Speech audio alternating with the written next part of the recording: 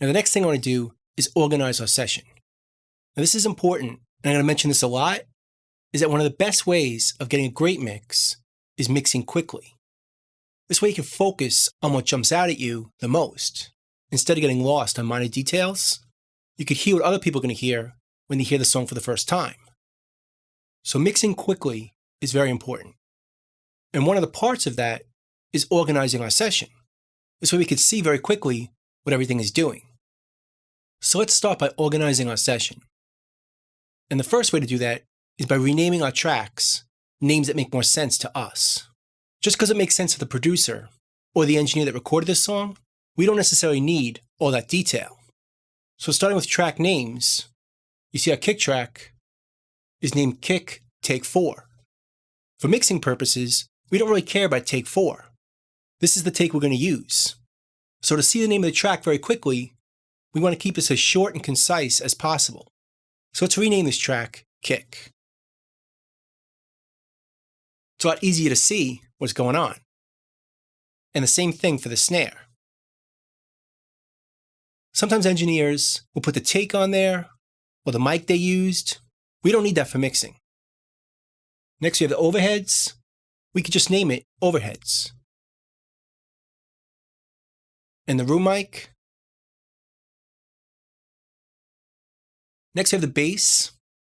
Now the bass is recorded direct, but it's the only bass track we have. So for now, we can just call it bass. Then we have a guitar rhythm track, which again is take 4. We don't need that. Our guitar head, which is take 7. Let's get rid of that. Our sax, just call it sax. And our solo, guitar chords, and our Fender Rhodes, which we know is a Fender Rhodes, so let's just call it Rhodes. So now we can quickly see what's on each track. Kick, snare, overheads, room, bass, guitar rhythm, guitar head, sax, solo, chords, and Rhodes. So at a quick glance, we know what's going on.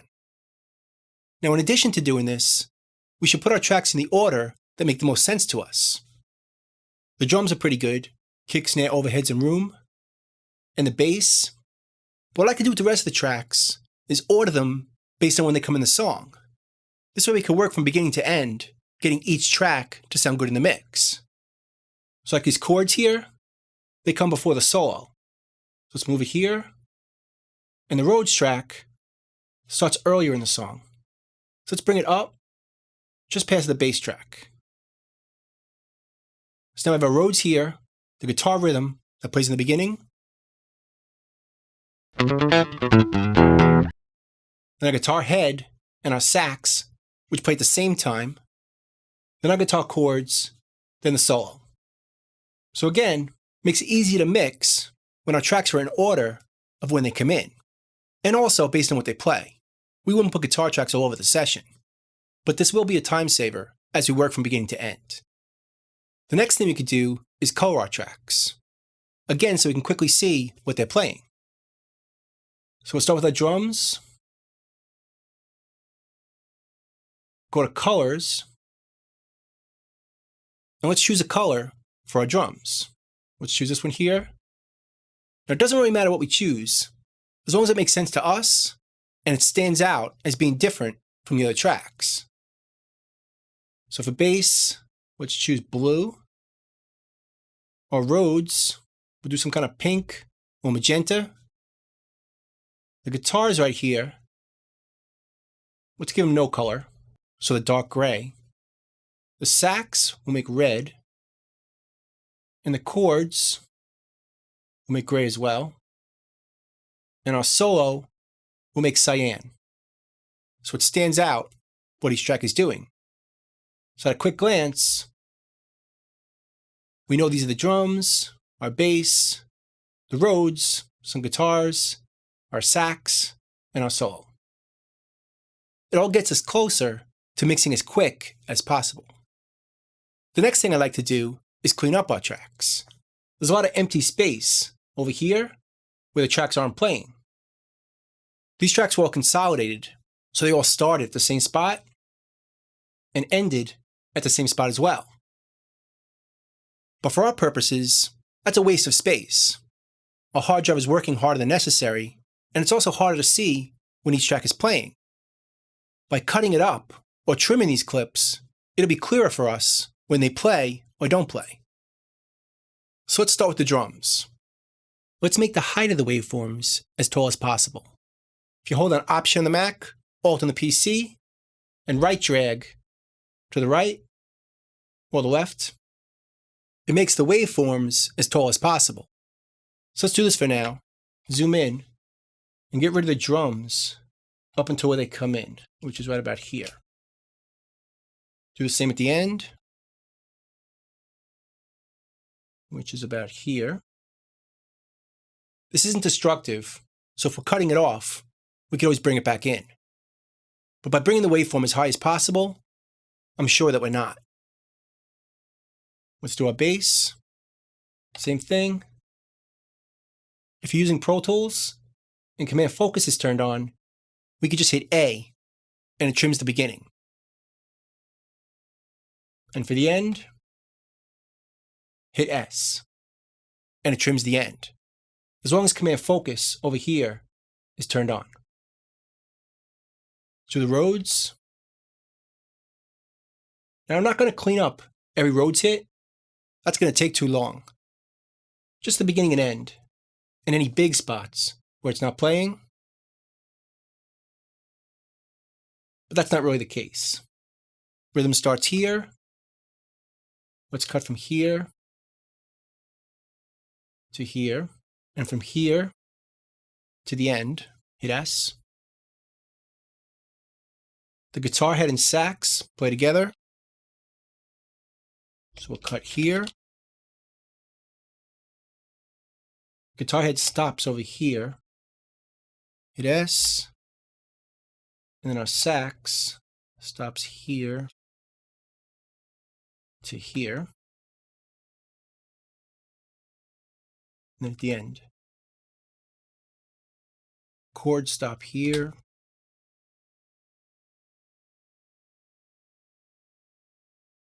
They don't start till here. And then from here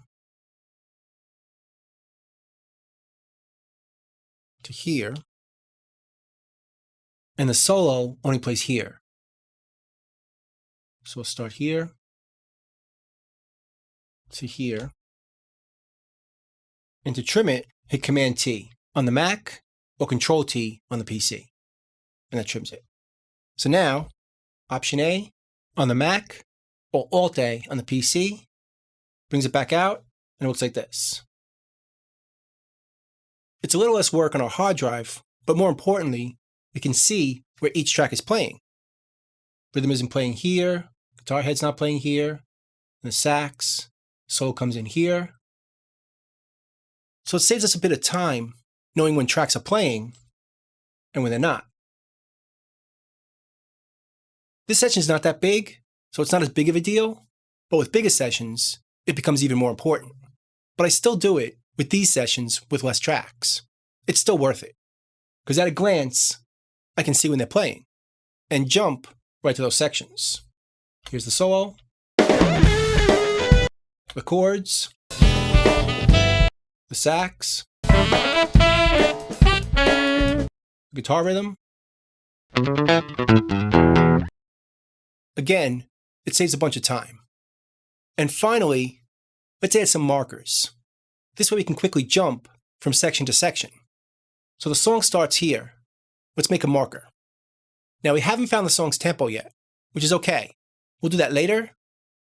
So for now, we're using minutes and seconds as our time frame. So if we change our tempo later, the markers are not going to move. So hit Enter and name this Intro. I want that to have colors, so I'm going to go to Preferences and choose Always Display Marker Colors. Choose that, and now our marker has a color.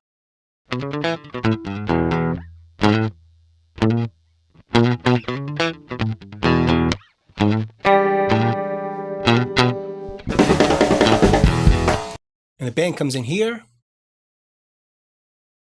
Band enters.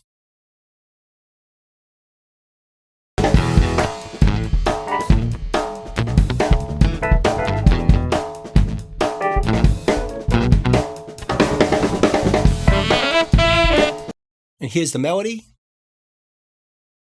Melody 1.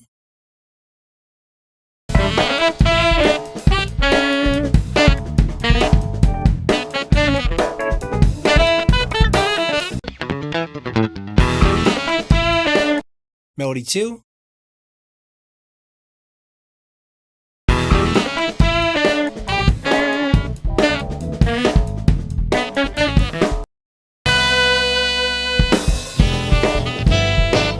Now this is an alternate section. Let's put a marker there. Alternate 1.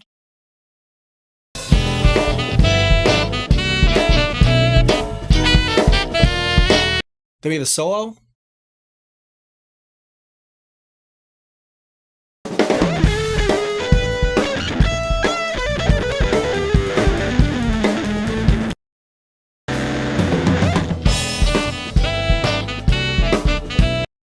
That's another alternate section.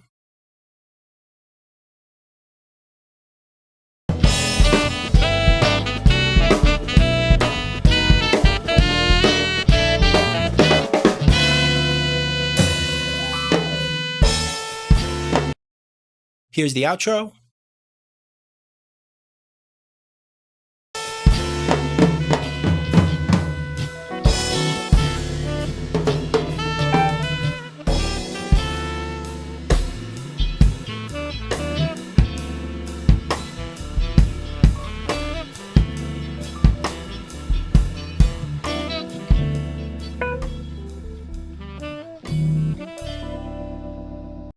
And finally, the ending. Zoom out, and we can see the whole song at a glance. Our intro, the band enters, melody 1, melody 2, the alternate, the solo, the next alternate, the outro, and the ending.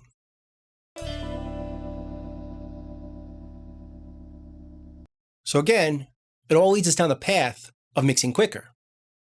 So that's pretty much it for organizing our session. I think it's pretty organized. Let's move on and create a rough mix. Let's go.